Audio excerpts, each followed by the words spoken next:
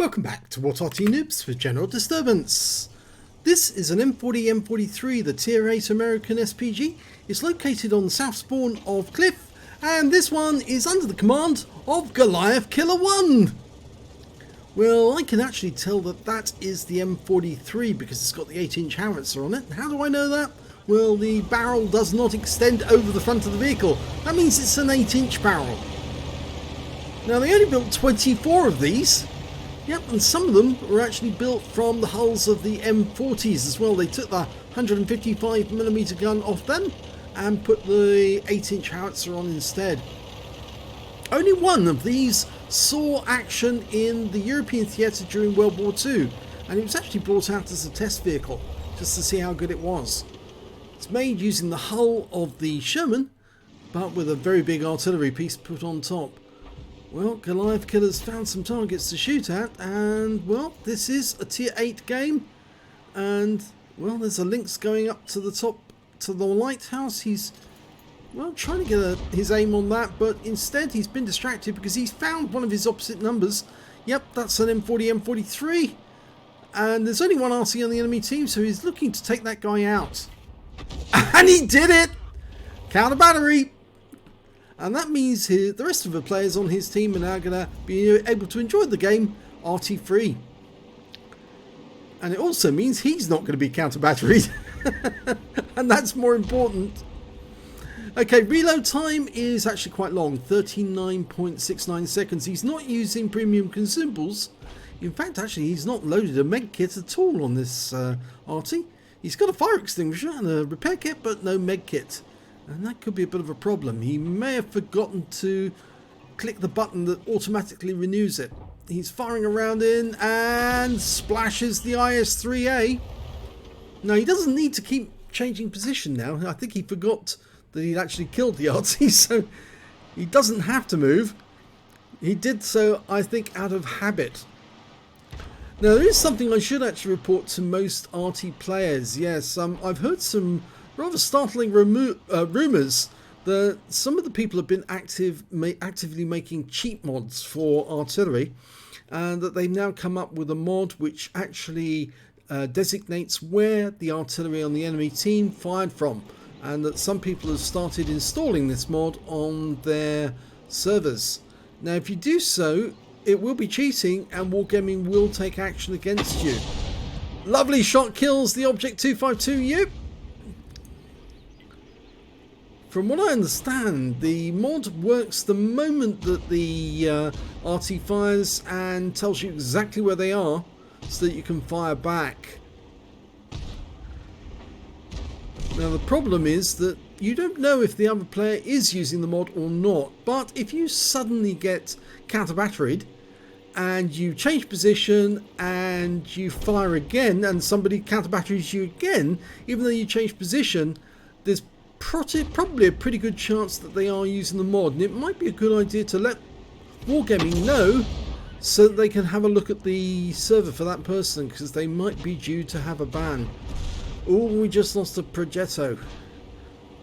The team's one tank up on the enemy, and that Tiger 2 was badly damaged, but in fact now with 3 tanks up on the enemy, no, it's gone back to 2 again. Well, 2 of those tanks that have been killed are down to Goliath Killer.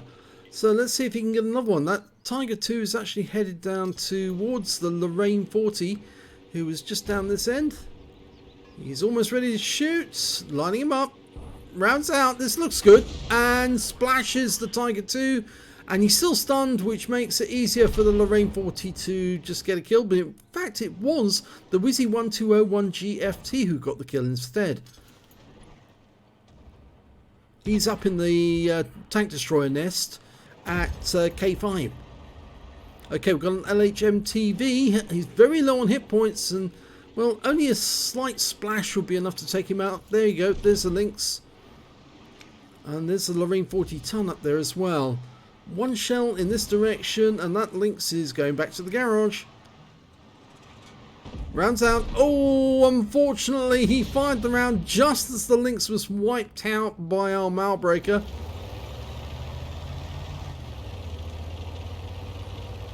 it does appear that Goliath Killer is now trying to get closer to the enemy so he can absolutely get an accurate hit on target. In fact, there's only one enemy over in the east side of the map. It's a M40 ton. All the rest of the enemies are in the northwest side of the map. Specifically, he's got an SE-130PM, a Striv, a T28 and a WZ-120, and he's dialing in on the T28. Ready to go. Rounds out. Direct hit. 493 hit points. Now, as you may know, if you didn't, the 8-inch howitzer will do 1050 alpha, penetrating 52mm of armor. It's got a burst radius of 11.1 meters, and that makes it one of the beefier Artys in the game, because that's quite a big burst radius. That means you only need to land the shell near the target to actually get some damage on them. That Lorraine is still up at the top, and we've got a defender and an AMX CDA going up there to try and damage him. If Goliath Killer can get a shell in there to stun him, that'll make their job a lot easier. Rounds out, difficult shot, goes past the lighthouse, stuns the Lorraine, tracks him in place, and well, he got a large amount of hit points off it. Here comes the CDA, and we move you just as the CDA goes in for the kill, and the defender actually got the kill on Lorraine, and that means there's only 4 enemies remaining. Oh, scratch that. There's only tis still 4. Sorry, they just killed the defender. In fact, the Striv killed the defender, which tends to make me think he's over there. Yes, in grid square A5, probably behind the rock, because the defender was up on top of the lighthouse, and the only way that he saw where the defender was by the Lorraine 40 ton transmitting that information to the Striv in the nest here. So he's just trying to work out where he needs to put the shell. There he is. Oh, it's an SU-130PM. Now, that's interesting. That means the Striv is there as well. So we've got 2 tank destroyers up in the nest. Well, the SU-130PM's decided to dive off, and let's hope he gets stuck. No, he gets blown up. There's the Striv. He is up there. In fact, he was actually hit by that last round. Goliath Killer is actually moving slightly forward at the moment. I don't think he realises he's doing that. That's why his reticule went off target there. I think he must have accidentally hit the cruise control and it adjusted his forward motion. The Striv's taking up a defensive position next to the rock edge. And, well, oh, the shot came in that killed him just as Goliath Killer fired. The AMX CDA 105 got the kill. And there's only one enemy remaining. It's the WZ-120 GFT. He's up in the northwest corner, and unfortunately he just killed our lurver, and he's just changing position. We're almost going to be ready to fire. Only a few seconds to go.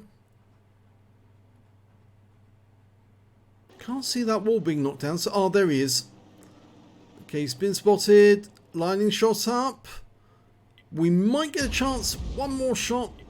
And he is full health, so rounds out. Here we go.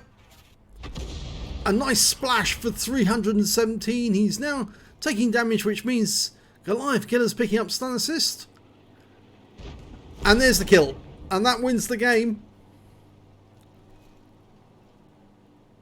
So 2.2k recorded. Let's have a look and see exactly how many he actually managed to get during the game. Let's have a look at the final battle results.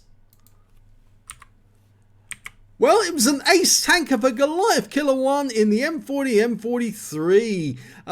He only got a bruiser medal out of the other medals, unfortunately, so he only managed to get at least 5 critical hits. In fact, he got 15, but no other medals, I'm afraid, on this occasion. But an ace is still very, very good indeed. 3,765 was the win 8 from that game. Let's have a look at team score.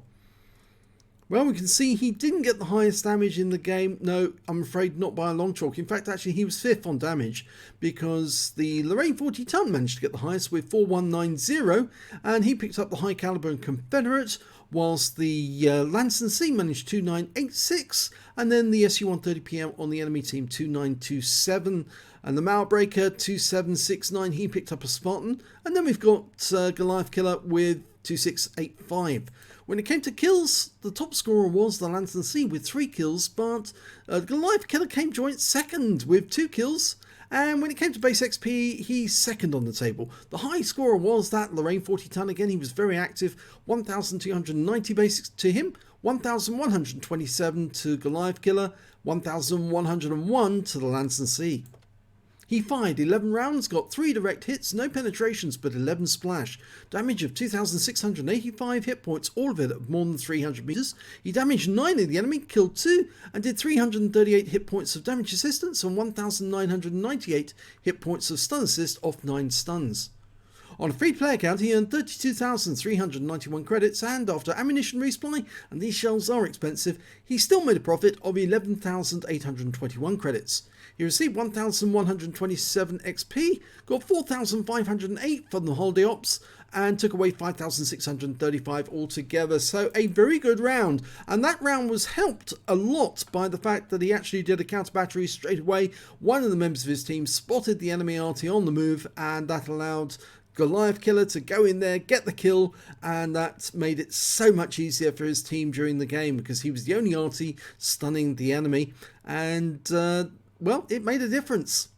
If you enjoyed that replay, please give this video a like and do subscribe to our channel, and thank you for watching.